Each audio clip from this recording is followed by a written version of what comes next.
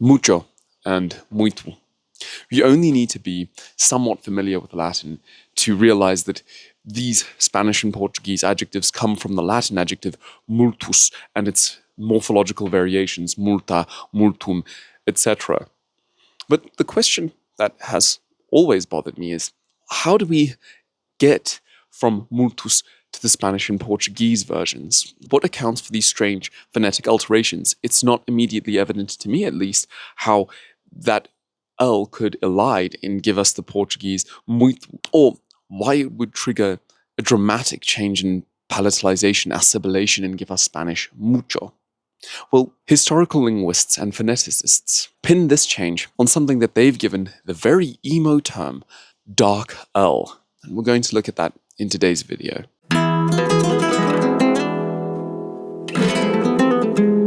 So what is this dark L? Well, let me test you with something to start off. Think about the English word leaf and the English word bolt. Say those to yourself slowly. Bolt, leaf. Well, it's immediately evident, if you think about it carefully, that there's a subtle, albeit very important difference between the articulation of those different L's. Even though they're represented with the same letter in the English alphabet, they actually are slightly different consonants. And this is because one is the light L and the other is the aforementioned dark L. But what are these consonants particularly? Well, this light L, the one that we find at the beginning of the English word leaf, and if I'm not mistaken, that we find in the Spanish article la, like la gente, la roja. This consonant sound, represented with this symbol, is what linguists call the lateral alveolar approximant. And let's break down that definition. It's alveolar because you touch the tip of your tongue against the alveolar ridge. We've looked at that in many videos, but it's that ridge behind your teeth. While you touch the tip of the tongue against the alveolar ridge, the rest of the body of the tongue remains relatively flat and straightforward. So hold L in the word leaf, L, and you get an idea of what I'm talking about. You'll also notice that the airflow goes around the sides of the tongue. This is why it's actually called a lateral. And because this consonant doesn't entirely block the airway passage in your mouth, it's an approximant. It only approximately blocks the entire passage of air. So this is the regular light L, lateral alveolar approximant.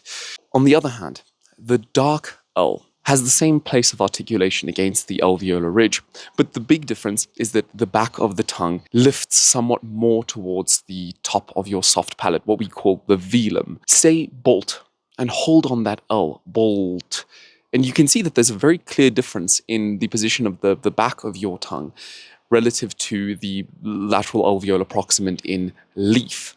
Leaf, bolt. One of the interesting features of this dark L is that it's velar. That is to say, the sound is produced somewhat further back in the mouth. It's also a lot more like a vowel in terms of its quality. There's a hint of those back vowels u and o already baked into the mode of articulation. And that's actually why phoneticists prefer to symbolize it with this symbol here. So, for example, that dark L present in the Latin multus means that a reliable phonetic transcription of the Latin multus would look like this, instead of the apparently simpler version like this. Now, this clear, albeit subtle difference is critical in the development of Ibero-Romance. Because of the somewhat vowel-like quality of the dark L present in multus, that L became semi-vocalized over time. That is to say, it became pronounced almost like a vowel and was almost entirely eliminated. If we run through a somewhat approximate history of this sound change, we would move from the Latin multus to the Latin molto. Remember that it's a tendency in early Romance for the Latin u to become an o. This is why Spanish boca comes from Latin buca. And from that molto, we get muito. Here the dark L has been turned into the vowel quality I because it was already being articulated with the body of the tongue moving towards the velum. That is to say, it was already being articulated as we often pronounce our I. I have to hypothesize here, but I assume that after the complete palatalization of this consonant, we see a return of the back vowel U instead of the back vowel O. And that's actually why we in Portuguese get the modern muito. you can see that from muito to muito, there's a very small change, only a change in vowel quality, in fact. And that's where it stops with Portuguese. But what's quite interesting is that Spanish takes this process a bit further. Often, when we change the articulation of one particular sound, it affects adjacent sounds as well. And this occurred in Spanish. The vocalization and the elision of that dark L triggered a change in the plosive consonant T.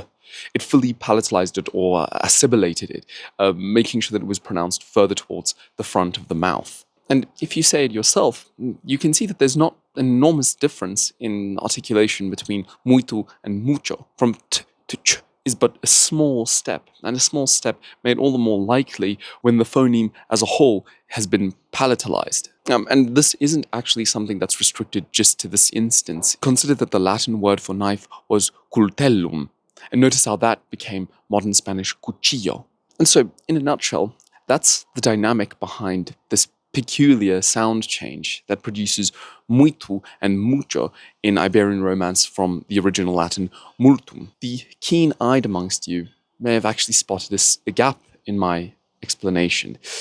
If this is the case, if this dark L was spread across the Latin-speaking regions of the Roman Empire and it seems particularly prone to semi-vocalization, why does Italian conserve molto? Romanian, from my understanding, also keeps it in multo. I'm afraid that here we're reaching the peripheries of my understanding of this phenomenon, but I would suggest some potential hypotheses. The first is that maybe the dark L was not actually that widespread across the Roman Empire as a whole. Perhaps there was some feature in late Latin as spoken in the Iberian Peninsula, and perhaps even influenced by local languages, Ibero-Celt, for example, that actually meant that this lateral alveolar approximant was pronounced as a dark L in a much more restricted fashion than elsewhere. That's one potential explanation, and it might even track with the fact that the development of modern Spanish, French, and Portuguese is conditioned by the presence of previous Celtic-speaking populations in those areas that the Roman Empire incorporated into its administration. Another theory, and this is much more my own and finds little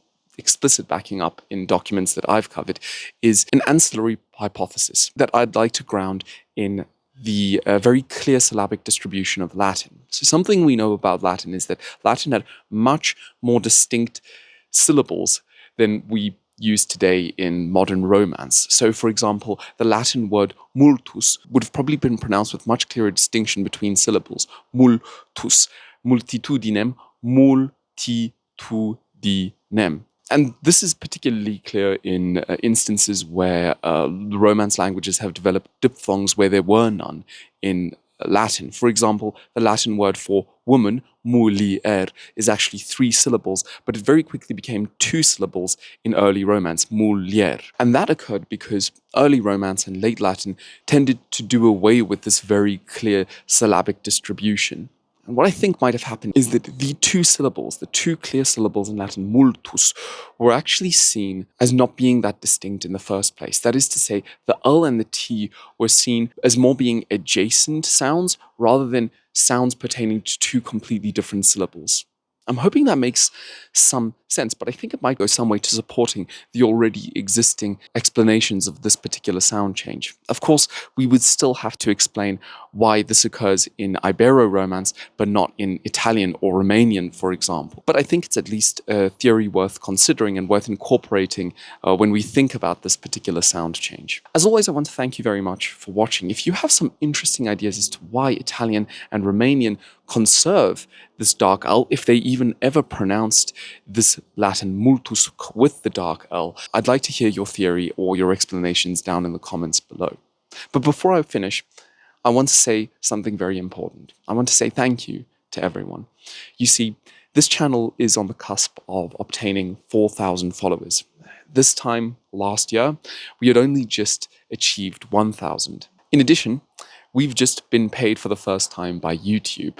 We never started this channel and this project with the goal of earning money, so this came to us somewhat as a surprise. And we agreed from the beginning that should it happen, we would reinvest into making this channel better and into improving our projects. For example, it's our goal one day to use this as the springboard to create a community for language exchange amongst speakers all across the world. If you have ever watched, commented, liked, or subscribed, or even shared our videos, I want to right now say thank you very much for your support. We don't ask you to do these things, except for when I ask you to provide clarification and theories or corrections for any of my mistakes. But if you've done so, we are immensely grateful. So I will finish this video off by saying muchas gracias, muito obrigado, and I hope to see you in the next video.